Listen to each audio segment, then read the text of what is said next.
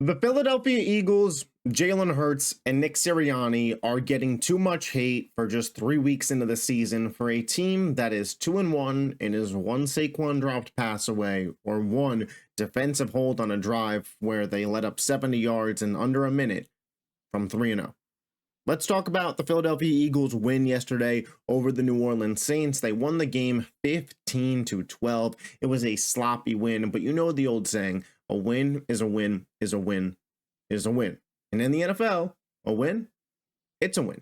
And the Philadelphia Eagles did just that yesterday. They went into New Orleans. They played the hottest team in the NFL, who was averaging 45 points a game, held them to just 12 points, went out there, dominated them in a lot of statistical categories, and left New Orleans the victor. Yet, I still saw pretty much, mostly, all Eagles fans were still complaining during and after the game. And it left me very bamboozled. And it's not to say that a team can't win a football game and still be a bad team or a team that's worth complaining about. Take the Carolina Panthers, for example. They won yesterday against the Vegas Raiders with Andy Dalton at their starting quarterback, but all of their problems are not solved. And it's not to say that the Eagles don't have problems early on in the season. I'm willing to acknowledge that there are some issues with this team. But the way that the fan base has approached this team to open up the season, I don't know if it's hate left over from last year or if it is just a distrust, we're hurt from last year. I'm not sure exactly what it is, but the team has become overhated. They really have. And I want to talk about the win itself versus New Orleans in a micro, and then I want to talk about the macro of the team. So, of course, like I mentioned, they get the sloppy 15-12 win, and here are some quick thoughts that I have on the game. Jalen Carter was a one-man wrecking crew. As soon as Eric McCoy went out, it was barbecue chicken, it was eaten, it was feasting time for Jalen Carter. He was out there. I don't even know his name on the Saints. 51 became Jalen Carter's, you know what. Jalen Carter put that work in on him. He had a 93.5 PFF grade at defensive tackle. That is the highest grade that PFF has given a defensive tackle this season. Jalen Carter was an absolute menace. I've seen people come up here and talk about Jalen Carter perhaps being a bust. Why don't we pump the brakes, give the guy a little bit of time to develop, okay? Because this is what great players do. They get a mismatch and they attack. He was getting pressures. He was making Derek Carr uncomfortable all day. He was forcing Derek Carr to move out the pocket. And Jalen Carter was an absolute game wrecker yesterday. The defense. Listen, a lot of people killed the defense for their performance at the end of the game versus Atlanta, and rightfully so. But this defense responded. They let up only 12 points in a dome, mind you, to an offense in the Saints who was the hottest in all of the NFL. They were averaging 45 points per game through the first 2 weeks. And this defense only let up 12. The corners, Darius Slay and Quinyon Mitchell, played excellent. Zach Bond, another 13 tackles. CJ Gardner-Johnson battled through an injury and he played. I mentioned how good Jalen Carter was. I thought that Josh Sweat had a little bit better of a game. You know, Nakobe Dean, he's been a real surprise early on this year and been very, very solid. The defense looked really, really good. Fangio really stifled Kubiak, who through 2 weeks looked like he was about to be the next head coach hire in the NFL. So great work on the defense there. The offense, of course, a big shout out to Saquon Barkley, Dallas Goedert, and I'll say it, Jalen Hurts. Saquon Barkley, 17 for 147 and 2 tubs, reached 21.66 miles per hour on that long touchdown run. Listen, Saquon Barkley, pound for pound, dollar for dollar, is the highest value contract in the NFL right now. Wide receivers, I'm not saying that they become overpaid, but when you look at the discrepancy, Brandon Ayuk is making $30 million a year, and San Francisco is having to reach for production from Jawan Jennings. Saquon Barkley's making just over $30 million over a 3-year span, and some would argue he is carrying the team. Some would argue he should be in the MVP discussion, and he was an absolute baller yesterday for the Eagles. Without him, we do not win that football game. Dallas Goedert, man, listen, A.J. Brown, not playing. Jahan Dotson hasn't been great to open the season. Devonta Smith has Marshawn Lattimore on him and gets hurt and gets that concussion. Dallas Goedert says, I'm going to step up for this team. 10 receptions, 170 yards, an absolute baller performance. And Jalen Hurts, man, had over 330 total yards on the day. And say what you want, he led the game-winning drive. I had an Eagles fan text me, one of my buddies during the game. And, you know, I'm willing to admit it. I'm higher than Jalen Hurts on most. I still believe in the talent. I still believe the guy who led us to the Super Bowl is there. And I thought we saw him for a lot of the game versus Atlanta. And I thought we saw him for a decent chunk of the game versus New Orleans. Remember, no A.J. Brown in this game. Lane Johnson left the game early. Devonta Smith got hurt. A lot of things pointing to why the Eagles should have lost this game. And there's a lot of excuses you could have made if they did lose this game. But Jalen Hurts, when the chips were down, when the Saints put up points, and when the Eagles needed to drive, listen, was the right play an easy one to Dallas Goedert? Yeah. But you know what? He made the easy play. And he led the drive, and they won the game. On, the quarterback gets all the hate if they lose. He's got to get some of the credit if they win. My biggest takeaway from all of this, in kind of a macro about the Philadelphia Eagles, is the fans either don't know the team's identity, don't like it, or for some reason get joy on hating the team. Because here's the thing. The Philadelphia Eagles are going to be an aggressive team.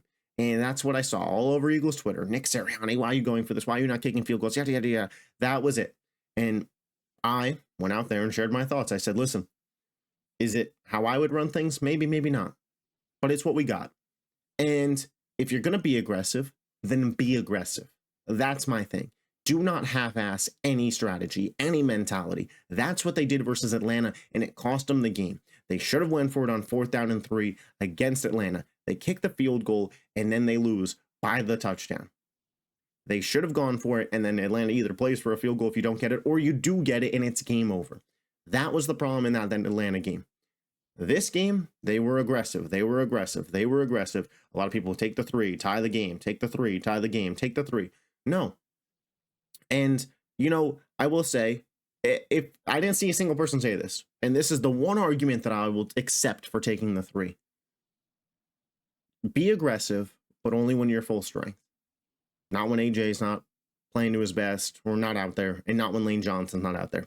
If you wanted to take into account those circumstances and say, let's take the points, fine. But the team is going to be aggressive. And if you think that is only coming from Nick Sirianni, because it's a lot of Nick Sirianni this, Nick Sirianni that on Twitter, that is not only from Nick Sirianni. Nick Sirianni this offseason had to go to Howie Roseman and Jeffrey Lurie and fight for his job. You think he's coming out and just acting on a whim, being super aggressive? That's not what a guy would do that just fought for his job. He'd be conservative.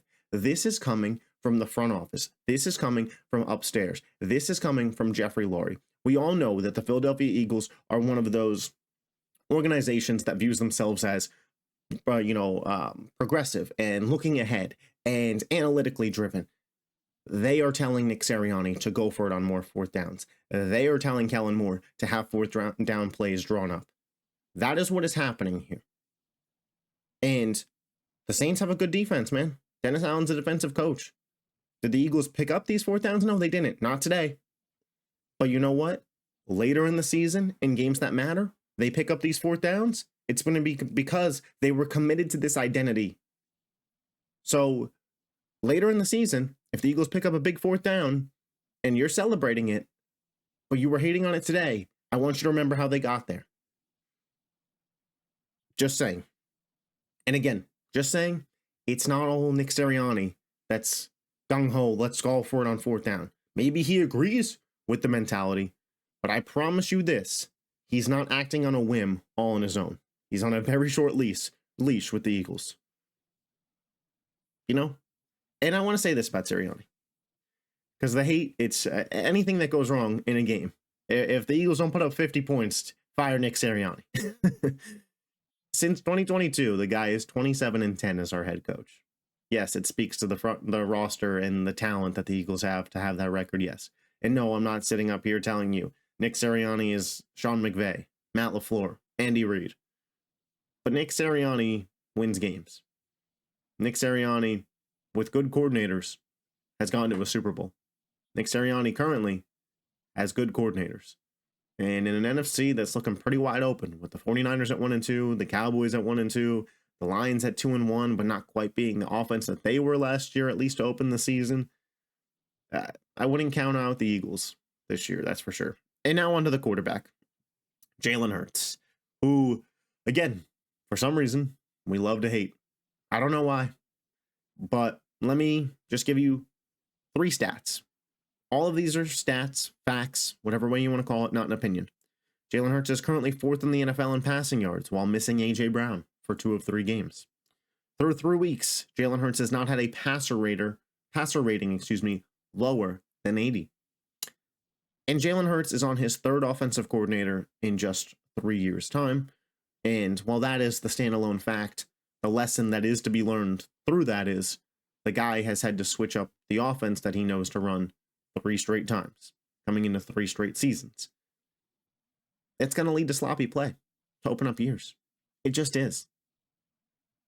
Yes. Did Jalen Hurts have an interception in the red zone again today? Yeah.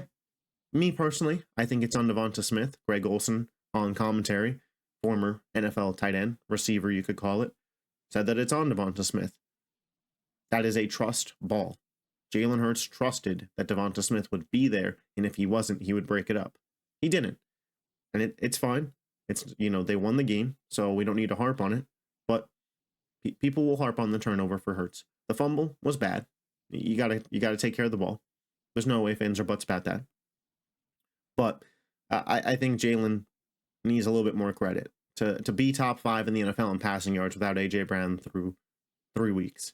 But everybody tells me Saquon carries him. It's a good offense, and it's going to be a good offense when A.J. Brown's healthy. And they're going to be a top 5 offense in the NFL when everything is said and done, as long as these guys can get to healthy and stay healthy. I really, truly do believe that. The Eagles, they're 2-1. And like I said, the win versus the Packers, aging a lot better because they've looked great through 2 weeks without Jordan Love.